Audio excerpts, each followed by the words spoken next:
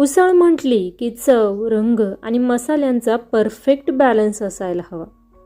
Mix कडधान्यांची ही पारंपरिक मराठी उसळ भाजी, पोळी किंवा भातासोबत देखील अतिशय अप्रतिम लागते.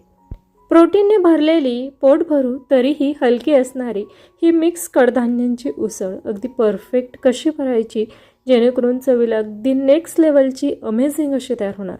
अशाच बजेट फ्रेंडली आणि हेल्दी रेसिपी शिकण्यासाठी कविताज किचनला सबस्क्राईब करा.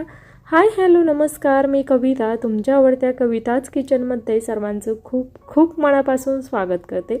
आज आपण मिक्स कडधान्यांची उसळ टिफिनसाठी, नाश्त्यासाठी किंवा जेवणासाठी कशी बनवायची ती पाहूया. या ठिकाणी 2 चमचे मठ, त्यानंतर मूग आणि हरभरे सर्व छान असे भिजवून घेतले. त्यानंतर मोड आणण्यासाठी 1 दिवसासाठी तसेच ठेवलेले होते.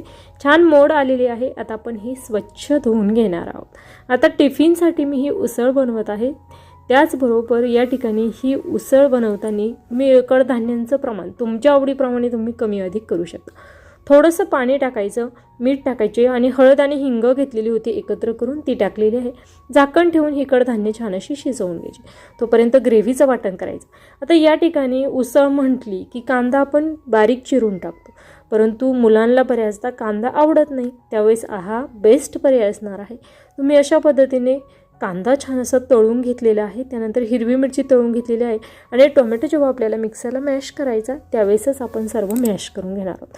कारण पियुषला कांदा आवडत नाही, परंतु कांदा मात्र मला त्यांना जेवणातून द्यायचा असतो. त्यामुळे मी अशा पद्धतीने छान असा कांदा छान असा फ्राय करून घेतला. टोमॅटो देखील छान फ्राय करून घेतलेला आहे.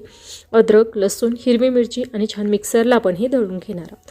आता या ठिकाणी तुमच्या मुलांना जर कांदा आवडत असेल किंवा तुम्ही घरातील मोठ्या व्यक्तींसाठी उसळ बनवत असाल तर कांदा, टोमॅटो अगदी बारीक छान असं चॉप करून घेतला तरीही चालणार आहे.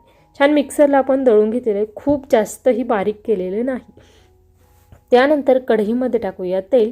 शक्यतो ही उसळ करण्यासाठी लोखंडी कढईचाच वापर करा.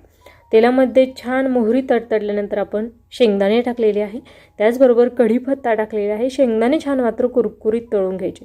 जिरं थोडंसं मी जास्त क्वांटिटीमध्ये टाकलेलं आहे. जिरं देखील छान असं फुललेलं आहे. आता यामध्येच आपण काही मसाले टाकूया. यामध्ये हळद आणि हिंग मिक्स करून घेतला होता, तो 1 चमचा टाकलेला आहे. सर्वात स्पेशल म्हणजे ही उसळची जी टेस्ट अवलंबून आहे ती म्हणजे माझ्या या कविताज किचनच्या कांदा लसूण मसाल्यावर आहे. आणि हा जर मसाला घ्यायचा असेल तर स्क्रीनवर जो नंबर दिसत आहे त्यावर कॉन्टॅक्ट करून तुम्ही तो घेऊ शकता. अगदी थोडीशी चिमूटभर लाल मिरच पावडर टाकले, कारण आयुष खूप लहान आहे, तो तिखट जास्त खात नाही. त्यामुळे कांदा लसूण मसाल्यामध्ये थोडंफार तिखट असतं, त्यामुळे लाल मिरच पावडर अगदी चिमूटभर मी टाकलेली आहे.